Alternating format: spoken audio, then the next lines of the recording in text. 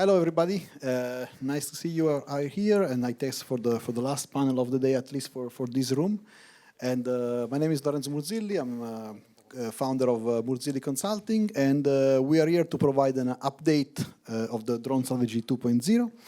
We have a very good panel. I think we have had some good prep talks before. I think it's a very exciting topics and conversation to follow. So let me quickly introduce all of the guests, for those of you don't know them.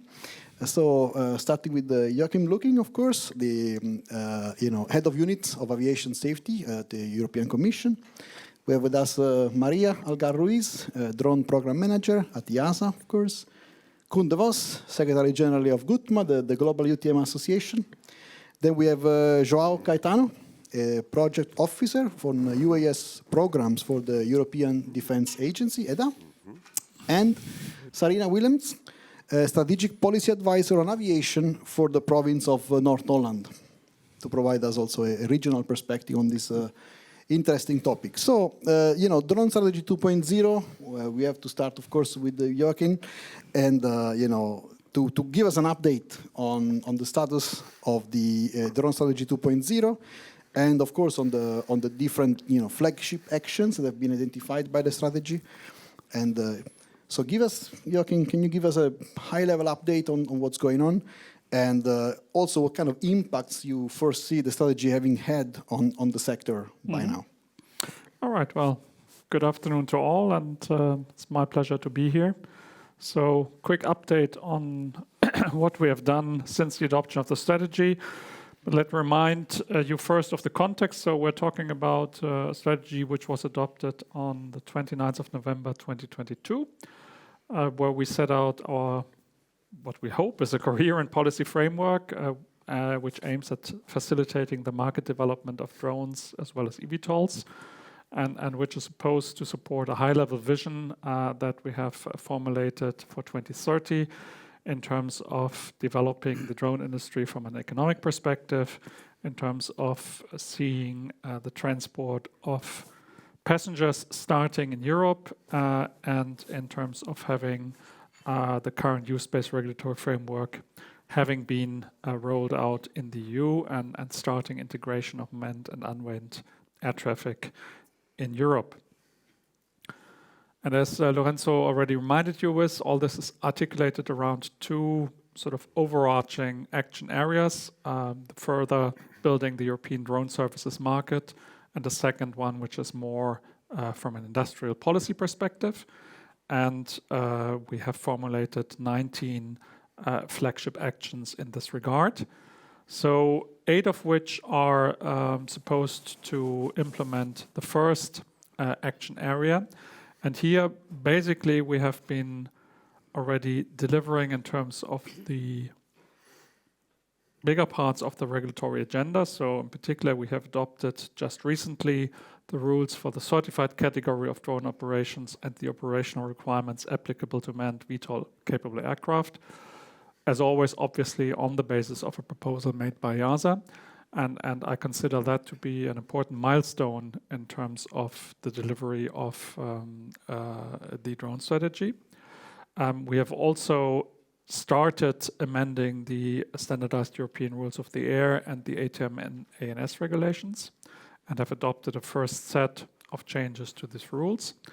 And we have, well, here I say we because as often as the EASA doing it for us, but we have funded the creation of the IAM Hub, and the EASA has made very good progress, and the first version of the IAM Hub has gone live, and we consider that to be a very important vehicle which should, or tool rather, which should allow a more informed dialogue between aviation stakeholders and cities, regions, municipalities, which should therefore then help to facilitate the rollout of innovative air mobility solutions in the different parts of Europe. Looking at the other aspects, so the strengthening of the European civil and defense industry capability and synergies, here the main delivery up to now has been the delivery of flagship Action 17, which is the counter-drone CUAS package. So here we have a comprehensive package consisting of a communication as well as 2 more practically oriented handbooks in terms of how critical infrastructure should be protected from drones which are flown with malicious intent.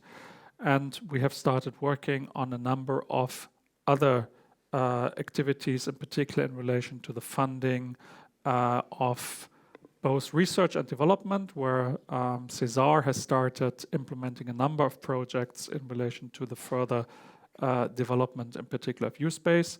And we have also started work on the network on civil defense drone testing centers, which we pursue as part of the European U-Space stakeholder network, which will have another meeting actually tomorrow here in Amsterdam. And that work is also progressing quite well from my perspective.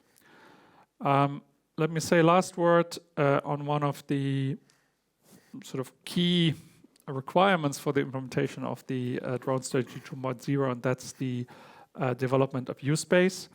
I mean, that's not something which we have put as an action, because we already did adopt the U-Space regulatory package in 2021.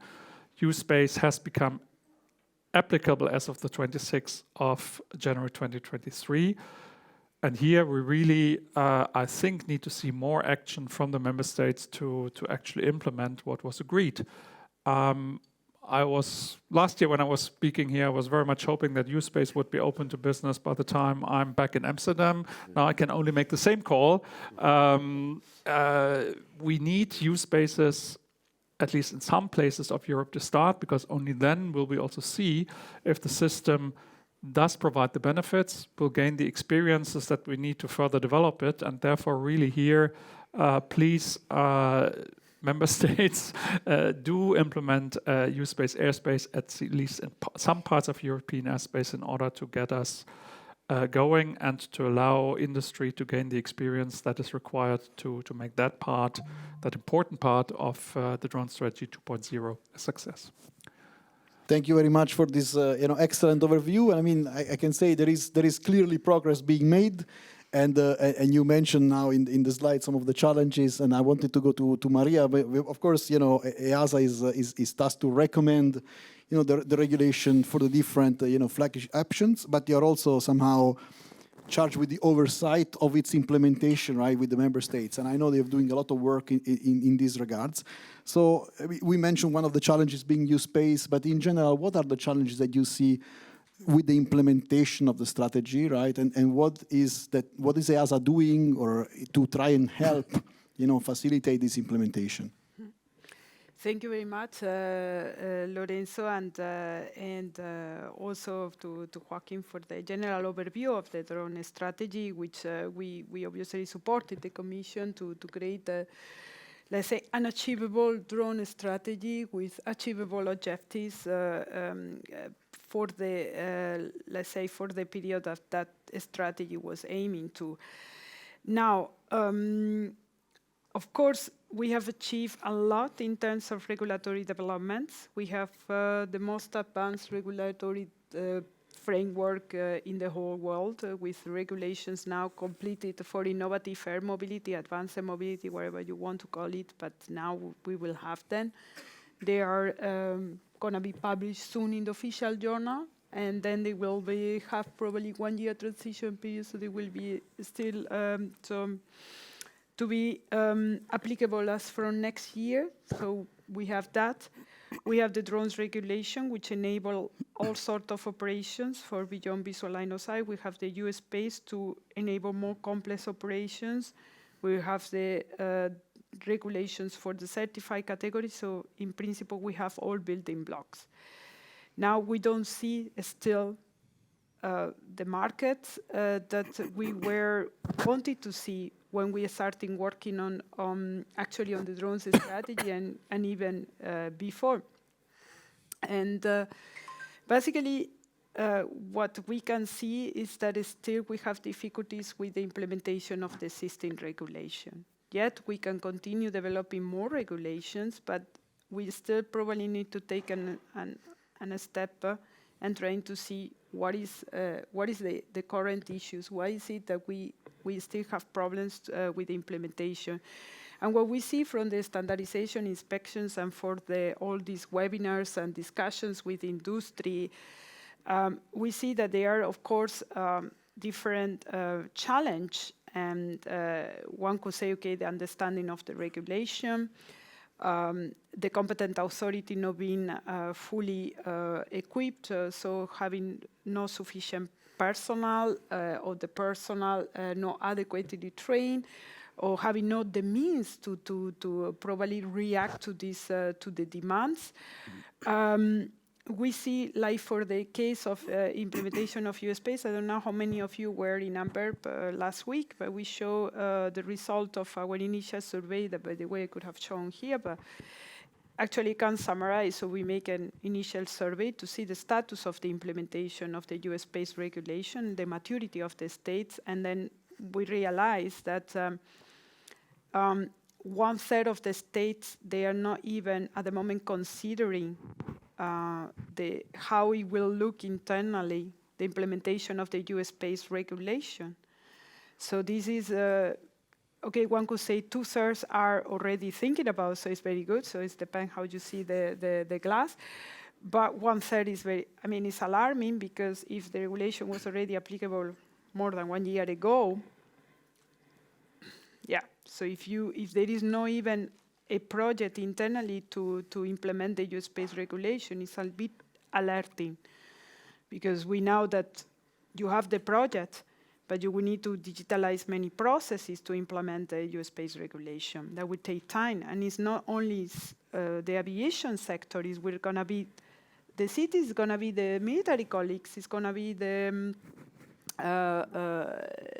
state operations, is going to be a lot of more actors that we need to coordinate with.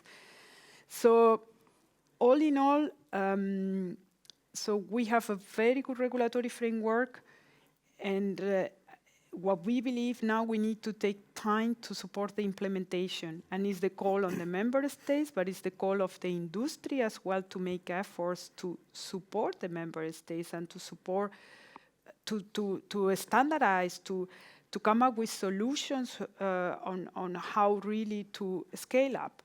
And of course, we can do more regulations. Sometimes it's like, okay, if you need to do more regulations, yes, we can always do more regulations.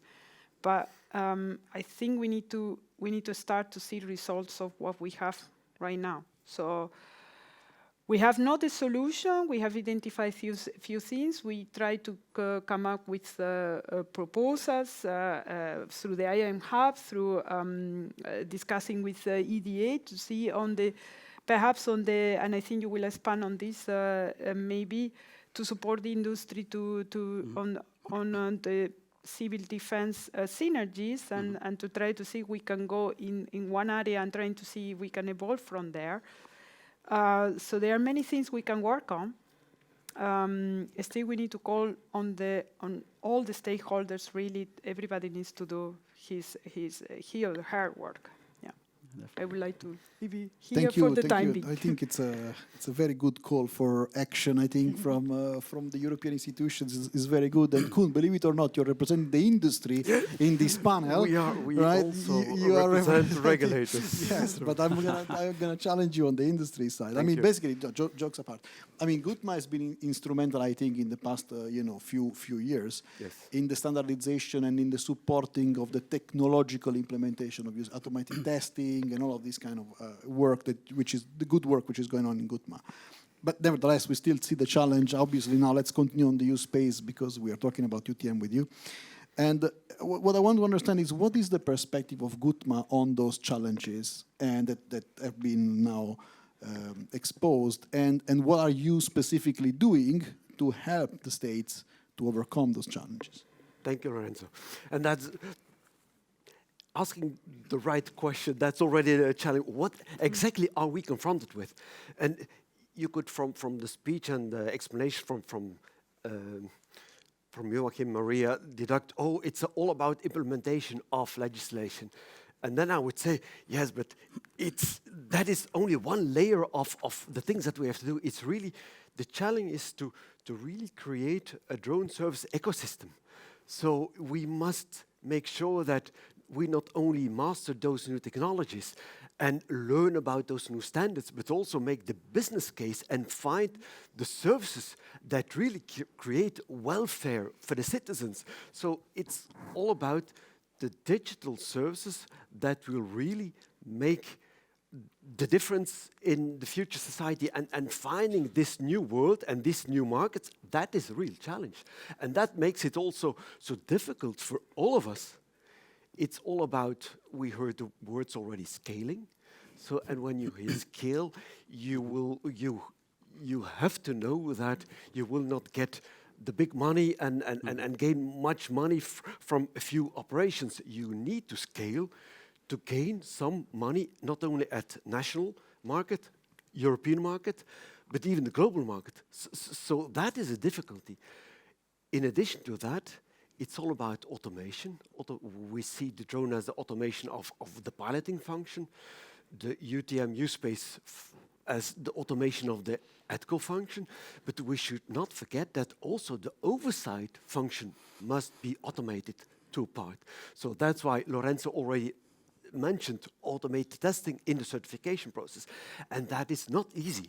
That is not easy, and that's a big challenge, and that's why we also look at EASA, and we appreciate the support that EASA is providing to the member states, to industry, that they accept international standards also for Europe. So we are very supportive and thankful for all the efforts made, and yet it is not so easy. And where then can we start?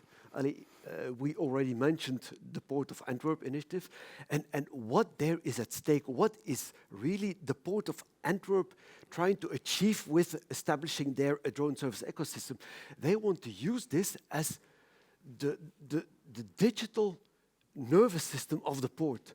So that nervous system must get all the information that facilitates and supports their daily lives activities. So it makes the whole business better. It improves, it sets the performance of the port activities at a high level, and that is really at stake.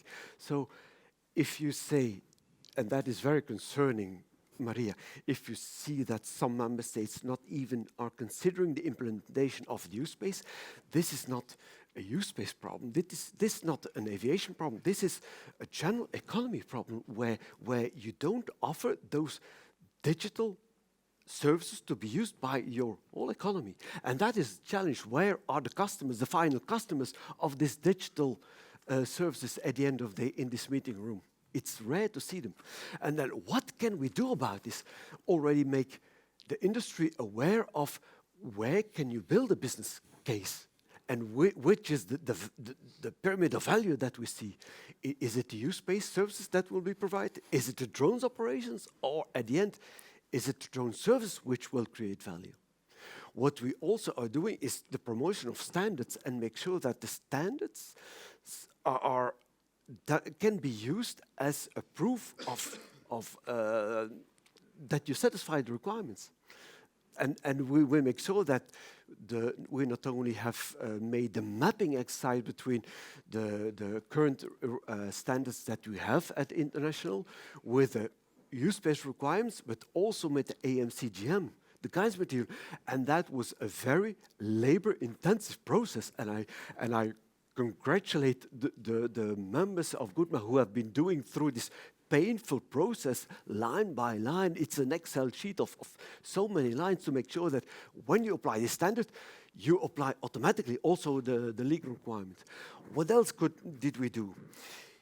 We know that you need to have a regulatory framework which sets also an investment climate. But beyond that, you need to have the standards. And even then, in order the market to function, you need to have a contractual relationship between the market actors. That is another piece of work, and we are very proud that under leadership of FOCA, one of the GUDMA members, regulator, that they took the initiative to come up with such a draft contractual relationship that will be used for the first time real life in the FAA Dallas-Fort Worth quayside. So you see, we try to do so many things to push industry, to help also on automated testing, on cyber. We are sitting together with the telecom industry. It's that the telecom services are up to aviation required level. So we try to push, but still we try to we would like to see the first BVLOS operations very, very soon. And that's my impression, that every year we say next year, next year, next year. But you will see, next year is for real. I promise. Thank you. I mean, it looks like you're doing a lot of things. That's good. And I mean, and you mentioned one key word, the business model. You know, the fact that ultimately this almost seems not to be an aviation problem anymore. Meaning, we have a strategy, we have an implementation, we have the tools, but there needs to be a market that needs those tools and uses them, utilizes them. And I think the unfortunate events that are ultimately going on in the world these days are almost like pushing the defense sector into the drone world in a very, very aggressive way, I would say, right?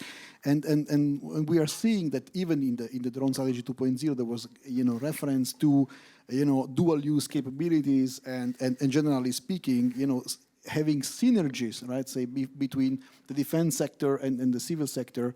And I guess looking at the situation where the civil sector seems to be a little bit in an impasse in terms of implementation, in terms of finding those business model, while the military sector is very much not so in such an impasse. What is like ADA doing in general to create these synergies and to maybe optimize the collaboration and support probably the civil world in these moments? Thank you, Lorenzo. So a quick thank you also to the audience, because the reason why we're here is also because you took the time to be there, sitting and standing. So thank you for your presence. That's an interesting question. Let me go back to the 29th of November of 22, where the events that started in February that year in the eastern flank of the Ukraine had a bit of 6 months, but the Commission had already the visibility and the foresight to include the defense part on the drone strategy, in the drone strategy. So that was a kudos on that note. And on our side, the reason for the development of defense capabilities is always to promote the European sovereignty. And how can that be done? It can be done by the multi-stakeholder, of course, at the state level, because the European Defence Agency will then engage with the state level, because we're a state-owned agency. So we're not a part of the European Commission, we're a state-owned agency under the Council. However, we can leverage this type of collaboration to work hand in hand with the industry, which I believe most of you will also be from their industry part, so you'd like to hear what we have to say. And we try to make as efficient as possible the means of funding, of accessing, to have concrete deliverables. So what does it mean? It means that we work with the Commission, we work with EASA, we work with USPA, who is in the room, different stakeholders. And in specific, because the panel is related to the drone strategy, we are working hand in hand and collaborating, supporting, and bringing back the information to our defense part member states in a set of flagship actions, which in a nutshell, it's 1 and 2 for the air traffic control, 3 and 16 for the standard scenarios we're developing. Standard scenarios and predefined risk assessments that are dual hat, dual use. So that means that you can fly under a military hat for the missions, and you can have a civilian, a military, let's say, state-based, I think it's better, and then have the civilian part as well, and then it's a 2-on-1 if you have that standard scenario or the PDRA. We're working on, maybe for the industry, on flagships 9, 10, and 11 on the investment part. I don't know if you saw the news on the 12th of April, so last Friday, that we're collaborating and moving stronger together with the European Investment Bank, so the EDA is moving, and we so there's a good hope of having more information being provided in the recent future on that. So the flagship action 14 on test centers, where we have the effort of civil and military test centers where we can test civ-mil dual-use type of technology. Then we have counter-UAS, which is very much defense state important. It's a key priority. And lastly, the flagship action 19, which is the drone label, so the European Trusted Drone label. And since we have more than 30 years and millions of hours of UAS operations, and being an ex-operator myself, an ex-pilot myself of UAS systems as well, I have a high level of reliability and trustworthiness in the system. However, I do feel that that level of trust has not trickled down to the society, but it will come or should come soon. Thanks. Thank you. So plenty of initiatives also, I think, from a EDA level, to support the implementation of the strategy. So that's very good to see.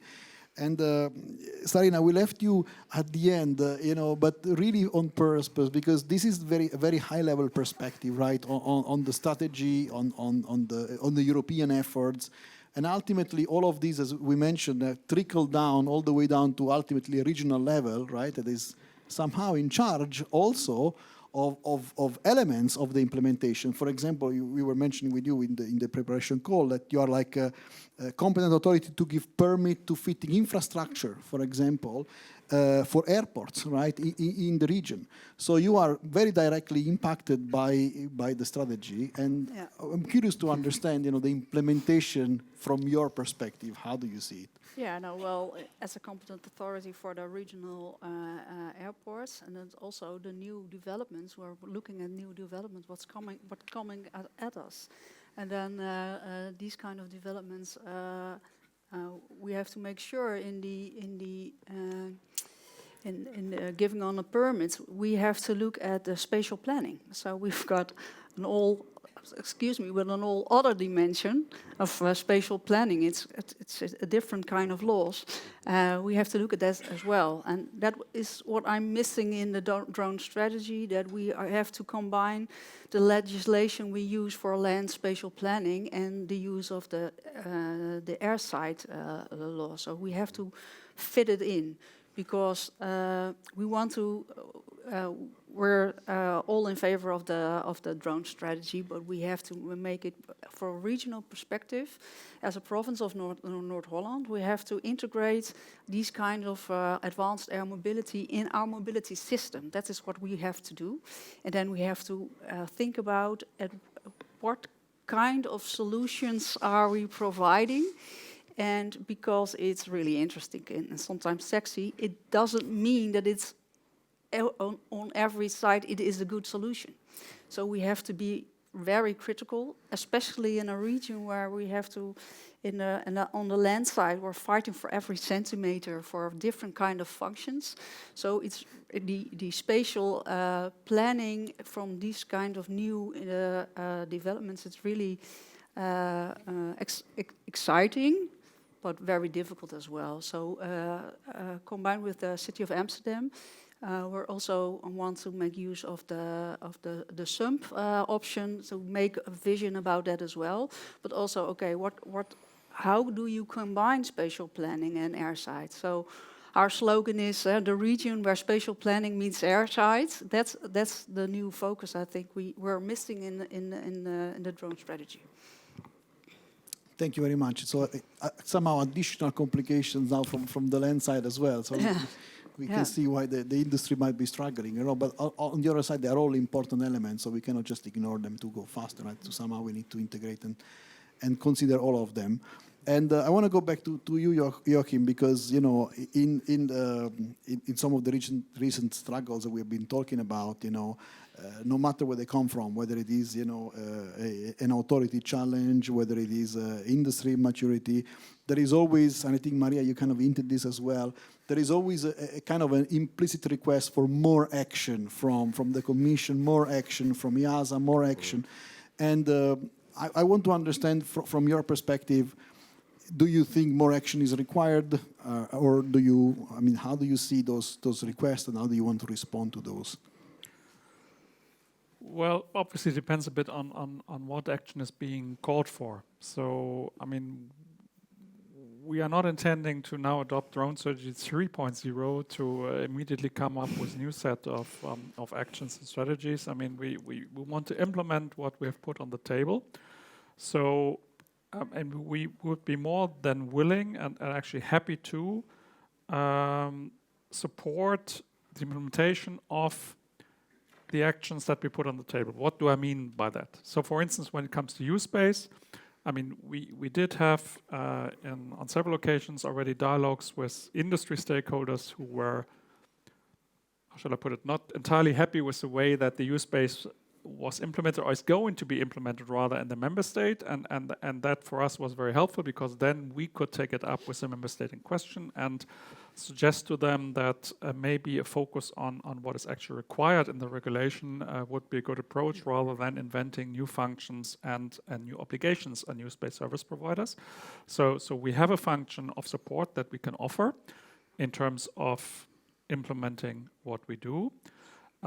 We also are very keen to basically assist EASA in their work, and Maria will say more about this. But at the end of the day, I must say, we also would like industry to do more. Yeah, because it's all nice to have these conferences, etc. But unless we see drones flying somewhere, and unless we see real business models developing, I don't think all this is going in a direction which is very conducive to reaching our objectives. So really, the more we can support the actual starting of real-life operations, the more we will get into a dialogue on how these actions that we put on the table can be further refined and implemented.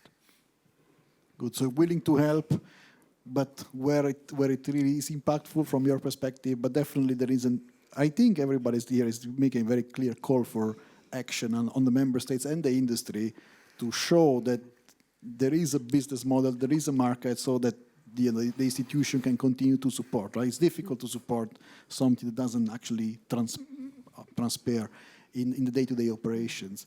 And I mean, Maria, you mentioned before the efforts that you're doing with the EASA, with the standardization, and I wanted to ask you again on that, maybe to go even a little bit more in detail. I mean, the EASA is actually, of course, asked to standardize the implementation of the regulation across the member states, right? And one of the challenges that many keep raising is this lack of initial standardization between the member states themselves, like something I get an approval here, I cannot really easily fly there. The way the use space is being, implemented is not very uniform. But of course, you started with standardization audits. You started with, going to the member states and go and really look, and trying to understand what is going on. So can you give us now a kind of a perspective from those audits? What is that needs to change and how can we make it better? So at the moment, of course, we have the standardization inspections that we are conducting for the implementation of regulation of 945, 947. And U.S.-based, we have not started. We just only did a survey to basically prepare for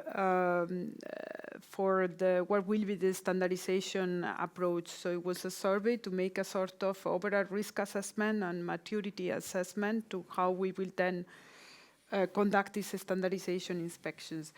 So from the standardization of the 945 and 947 perspective, so what we see, and I think we are supporting there, is obviously is the transfer of the state's previous system to the European system, the grandfathering or grandfathering reapprovals, authorizations, and then, as you said, how you can move from one state to another, and so we see still a lot of work on, for instance, needs to be done in the understanding of regulation is very much risk-based, operation-centric, but that means, of course, that at the end it's down to individual assessments of every operation. So how we then, go from there to something that it can be more I'm not saying automated, but so how we can go to things like that. So since SORA is based on, so the specific operational risk assessment is based on an operations base. So for instance, like the test center, still we are operation by operation. So We can support obviously on trying to resolve these issues. So we have developed the operations manual guidelines. We try to support to further development of SORA with more predefined risk assessment. We try to put as much as possible on things what could be acceptable. Validation means so acceptable evidences as much as we can go, considering still that the regulatory framework is risk-based. So when you are risk-based, every operation is assessed by its own risk. So it's a bit of the issue. So how you can standardize when the regulatory base is based on every operational risk. So we try to support as much as we can, and with the implementation of U-Space, we will do that. But it's going to be a long journey, and like in the open category, also the CE marking implementation, we see more and more drones, but still it's a journey. Huh? The geo zones as well is a journey, so it's a journey. We're not yet there. We are supporting, of course. That's why the team is not here. It's working at the moment in Cologne, and I am with Stefan, the only one here, because we need really to support the implementation. Yeah.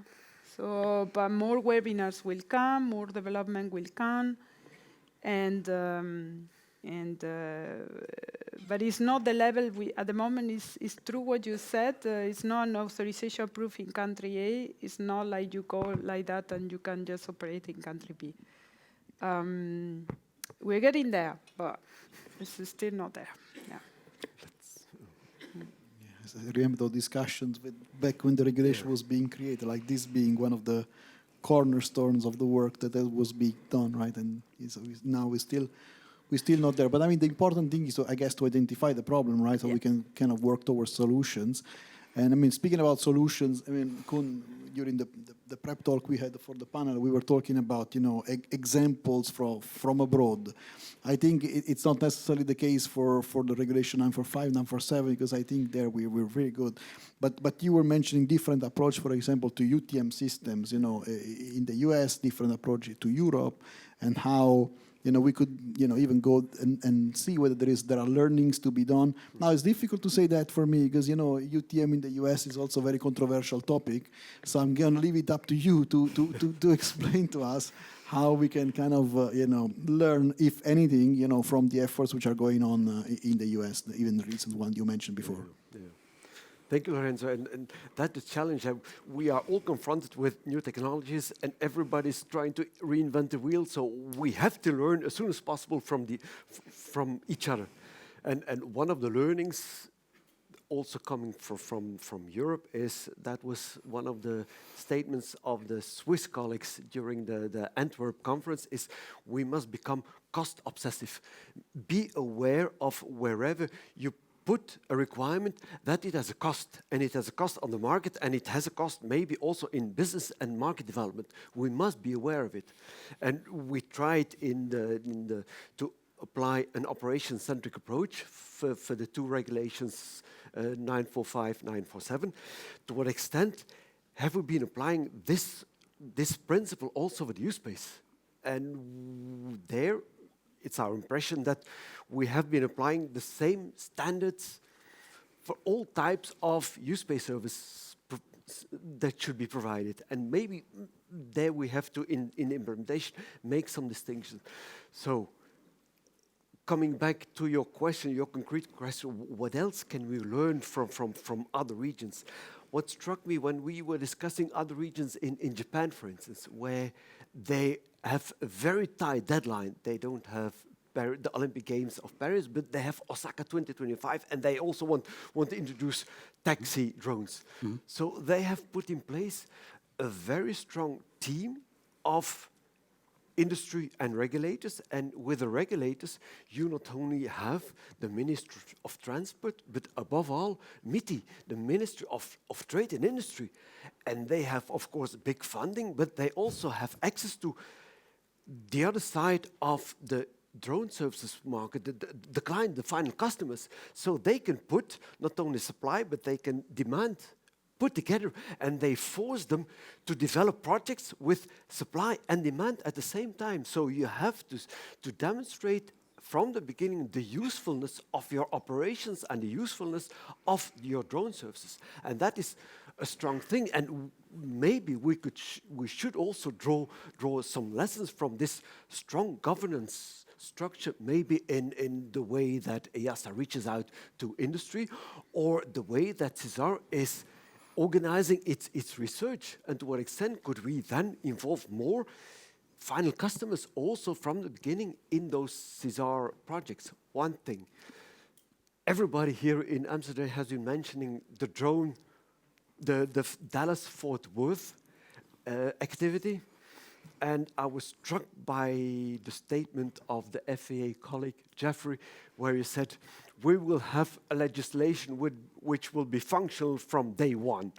So to what extent could we, where we in Europe, where we have a top-down regulatory framework, learn from the bottom-up activities where industry is leading, where industry is demonstrating to the regulator how they will organize their operations based on standards, based on a mutual agreement on, oh, you gave me your information too late, your latency time is a little bit too high, and the quality of your data is not.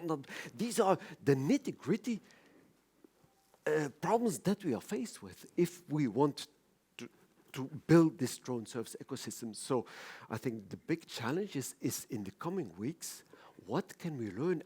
And I appreciate the openness of all the European institutions to learn from whatever is happening. And in the last panel also, Stefan was also explaining how EASA is helping other regions, other states with Commission funding.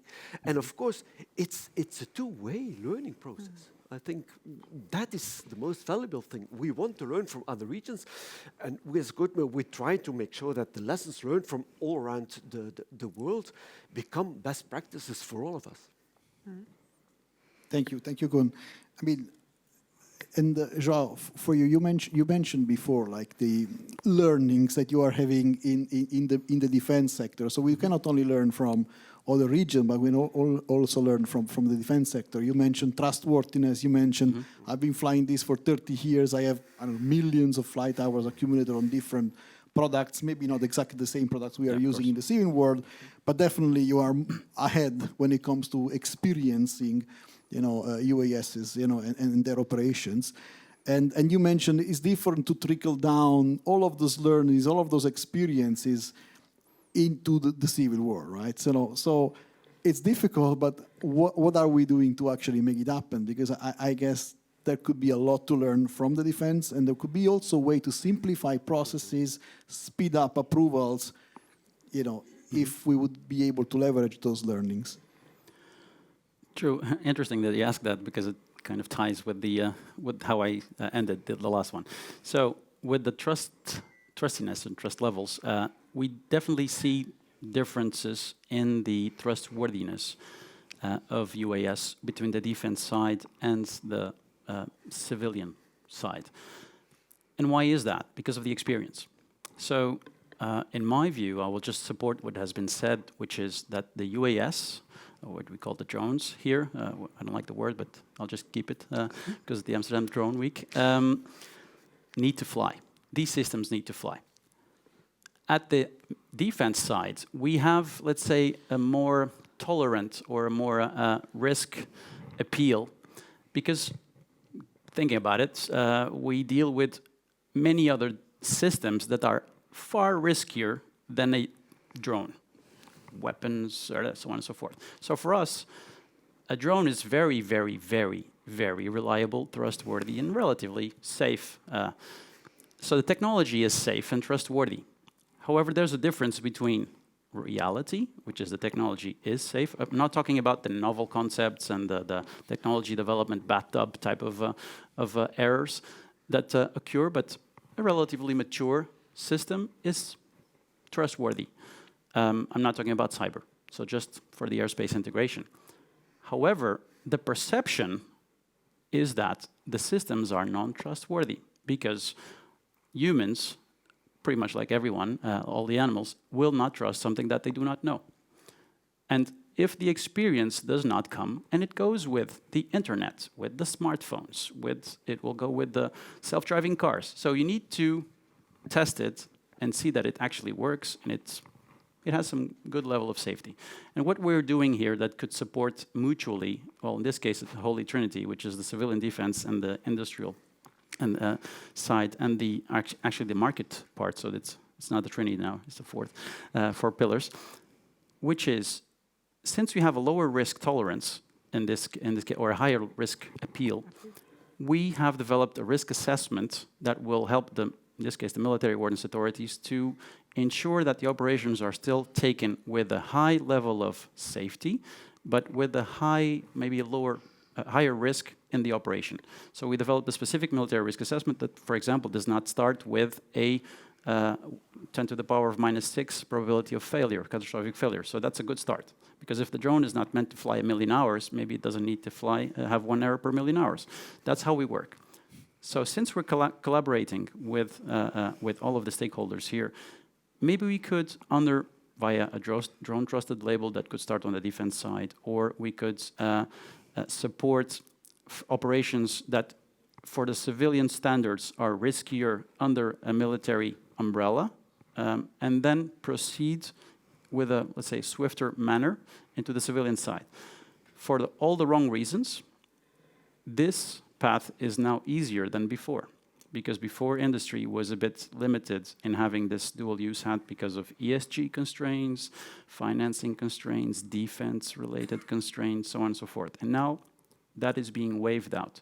So maybe we are for all the wrong reasons, at the best point in time to actually work together on building trust on these systems and actually having them flying around at the city level, if possible.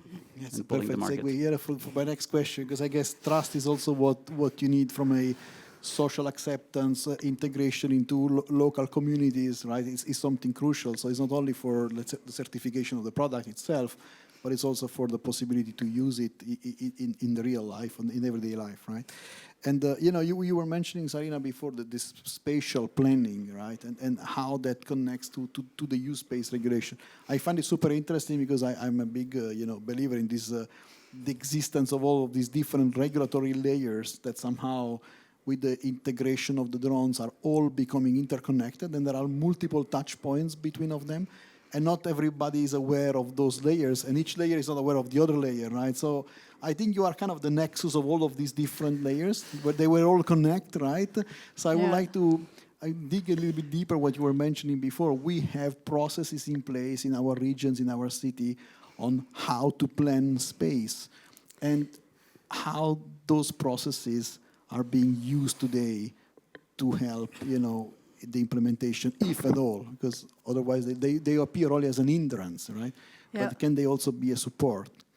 Yeah, well, what you need is you have to have multi-level governance on these kind of issues, because every governmental layer has its own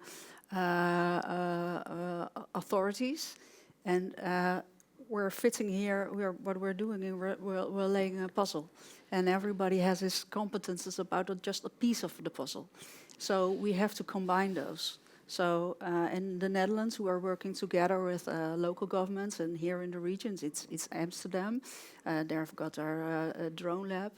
We're in Den Helder, in the north of the province, we've got Den Helder Airport. There we're working with the military and the civilians, so we're looking as well at the combination. We're working with the ministry as well. Because we have to lay those layers, and we have to fit in all the governmental layers, each of our own jurisdiction. What is our role? So that are the talkings we've got now, and well, it's difficult, but we're all on the same page. That's very nice.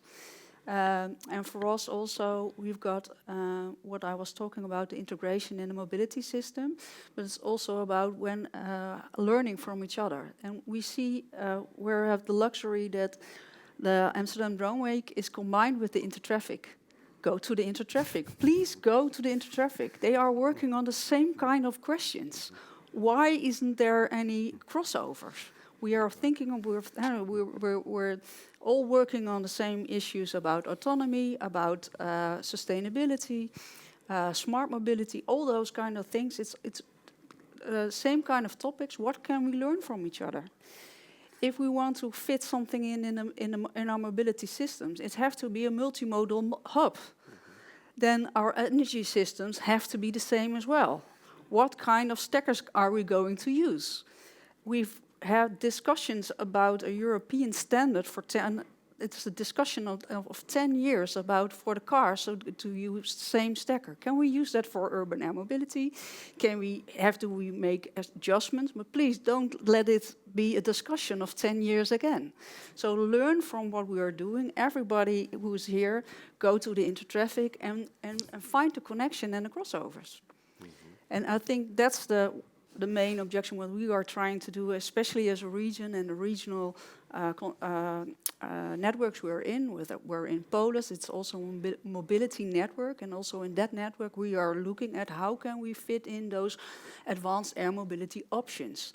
But as spoken again, it has to be spatial planning. That was why USC2 is also a nice, we're also in that network. We had the SUMP, it's also, we have to do it together, multi-layer governance. That's how we do this. If you want to fit in new space and have it working in 2024, then we have to sit with all levels of government together to how we integrate spatial planning in your use space, because it's very nice that you have your use space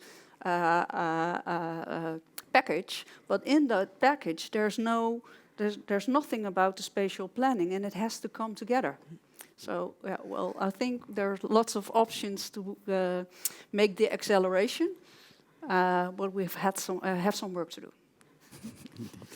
It's pretty clear, and I guess it needs some pressure as well. It is something that is not easy to achieve. It needs some pressure. I think that was the call from an industry perspective as well, to push and lobby and make their needs clear, because as far as I understand from everybody of you, there is a lot of inertia in making this entire machinery moving. You mentioned, Maria, for example, you need to probably digitalize processes that have nothing to do with aviation, right, if you want to establish use space. And so resources and investment have to come to make this happen, right? And you mentioned all of these different layers.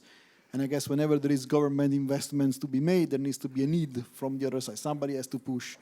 I think if that push is not strong enough, that's where you're going to start to struggle. I mean, we have 7 minutes still to go. I have a lot of questions still, but I was told I can open, for a few questions from the audience. I'm not sure I'm going to with the mic, but I think you can shout. If not, or if there is one. So there are a few open hands raised. And maybe you can. There is a microphone over there. Or and if you have a question, maybe just walk around where the microphone is, and we can just take one after the other. Please, and also introduce yourself. Thank you. Yes, good afternoon. My name is Wouter van der Hilst. I'm working for the Netherlands Coast Guard. I have a question for Joachim. Given the risk and risk appetite, we are standardizing risk to a limit where we have one limit for all operations.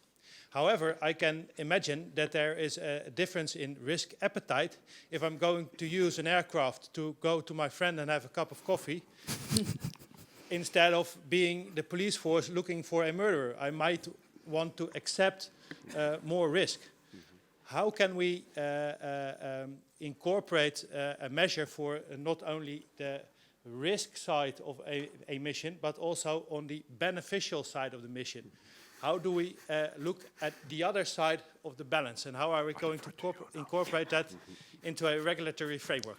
Okay. Well, if you allow, I'll use my telephone joker and ask Maria to address this issue, because it's actually more addressed to her, in my view. Yeah, so actually you are it's a very good question, and is definitively not easy.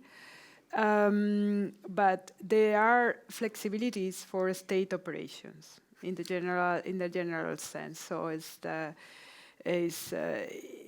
it needs so the state operations as military. It needs to be, I will say, as military or as state as necessary and as civilian as possible. So basically, they're embedded in that for state operations, you can apply for flexibilities either within, as a state, you could even say, well, we're not applying the civil framework for state operations. And you can apply something very similar, for instance, even using what the military colleagues are developing for military. Or you can say we can apply the civil framework and we use flexibility provisions. And of course, the mission that you are doing, Coast Guard, and so it's obviously for a very good purpose, and so the risk levels are not the same that for regular civil operations. Is of course a difficult exercise to do for national authorities who will have a process already in place, but there are means built in already in the regulatory system that are completely opt-out or opt-in, but with using flexibility provisions to adjust the risk to the, let's say, to the benefit of the operation. And the same will be for HANS, which obviously, HANS, we have a civil framework, and we have reliability of the system, but for firefighting, will be the same. So obviously emergency services or Coast Guard, there is flexibility built in.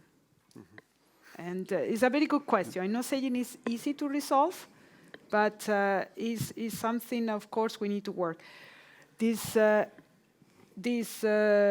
What in the drones strategy, and we are working together, these standard scenarios for these state operations is what we really need to work on, and to use the flexibility provision for when there is an opt-in on the civil framework. Yes. Thank you, Maria. Thank you. I see probably another question behind you. Yves, you want to ask a question? I almost feel guilty of asking you to introduce yourself, but please. Yves Noyer, retired from ESA and French CA. In fact, my question is very related to the question that was asked by just before me. Is in fact, I wanted to ask how many, in fact, member states have indicated that they would try to apply the civil regulation one way or another to I would say, other state operations such as firefighting, police, customs, etc. The ESA website, I think, mentioned 2 states, I guess. Holland is one of them. I was just curious to know if there was, if there was a tendency toward the civil regulation or not. Thank you. It's a very good question, If you always do good questions. Actually, of course, these are something we review on the standardization inspection. So if we said 2, then probably there is no more than 2 at this point in time. What we can see, obviously working with the colleagues of EDA and some other agencies, being Frontex or being ENSA, is the difficulty to obtain the state operations. Is much easier perhaps, but if there will be a civil path for let's say, for the trustworthiness, for the operation authorization, and they get the state for the aerospace thing, that will be much easier in terms of administrative. We're not seeing any tendency that they will go into this path, but we see for these agencies it's much more difficult for them to go through the state path because they cannot go again from one country to another. They need to redo the work every time. And if they want to do Coast Guard with the same operator in the south of Europe, and then using the same operator for the north, they need to go redo the approval process all over. And that is cumbersome. And they want to go to get the benefit of the civil recognition, but they see also the difficulties there. So we don't see a tendency, although they are waiting for us to support with more standard scenarios and try to see how we can get this way down. We need your help, if. Yes. Thank you, Maria. And I know we are actually out of time, but I see both of you asking me to give you the word. Yeah. Maybe 30 seconds each. Definitely not more. Please Start counting. So on that note, of course, this will be different from member state to member state, and I can only talk about the 27 member states that are part of the, in this case, the EU and the EDA. So because I don't know them specifically. Depending on the type of operation that you will have, depending if you will be under the jurisdiction of the, let's say, military or state-based airworthiness authority or the civil airworthiness authority, if you're under the first, you would be eligible to use the risk assessment tool, which is developed in accordance with the SORA. So it's a straight framework that you need. It has air risk, ground risk, so on and so forth. And your state military ordnance authorities will have access to that tool by summertime, and you will be able to have harmonized 27 member states. If the member state wants to use that, you can have a harmonized way of having this state-based cross-border operation, maritime, with more flexible risk appetite. Thank you very much. Cool. And just the issue is even larger than that. Drone operations are also meant to replace dull, dirty, and dangerous activities. So why apply for a drone a 10-9 level of safety, while you could save many lives in many occupations where they only have a safety level of 10-3, 2, 1. So it's difficult, but that becomes even a political discussion. I think but this issue with this, I just want to raise the question. Yes, absolutely. That's where we it's come a in. fantastic topic, especially for me as a former safety engineer. This is my thing. But anyway, we are running out of time, but it's 6 o'clock, so we are actually on time. Thank you very much. I think this was a very, very good conversation. And thank you to you all for being here until 6 o'clock. Thank you.